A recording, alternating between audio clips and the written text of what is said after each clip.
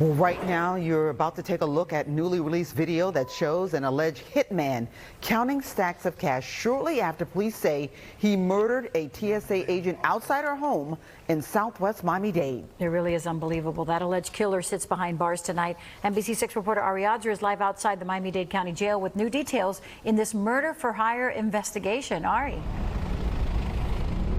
Well, Jackie, the details here are unspeakably horrible and also just plain unbelievable. You've got 3 people in jail here behind me charged with first-degree murder. Prosecutors say one of them used federal PPP money to pay another one to kill TSA agent LaShante Jones. And they say the alleged hitman then created the video you're talking about where he's supposedly counting the money right after the murder. Another day in the office. You can interpret his words, another day at the office, any way you want, but quite frankly, as alleged by the prosecution, the only job he had to do that day at the office was to carry out this assassination.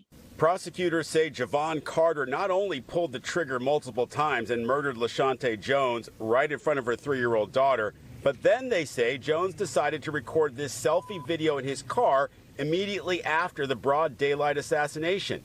David Weinstein of Jones Walker is a former prosecutor. How much of a self-inflicted wound is this? He's not the first, nor will he be the last to have created this self-inflicted wound.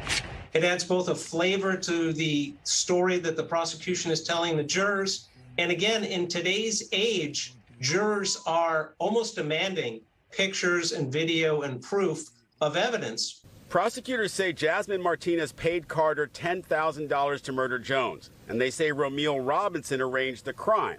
According to the arrest warrants, Martinez was arrested in 2018 for assaulting Jones, and she was also recorded in a jailhouse phone call saying Jones has to die. The victim's mom spoke at a news conference last June. My daughter was taken away from me. She didn't deserve to be taken away from me. Her siblings, her friends, her cousin, and especially from her daughter. What man in his right mind would chase a woman with a baby to murder her? This man, according to prosecutors. In cases where it's a close call, that type of video is going to be something that puts the case over the edge and beyond a reasonable doubt for prosecutors. Another day in the office.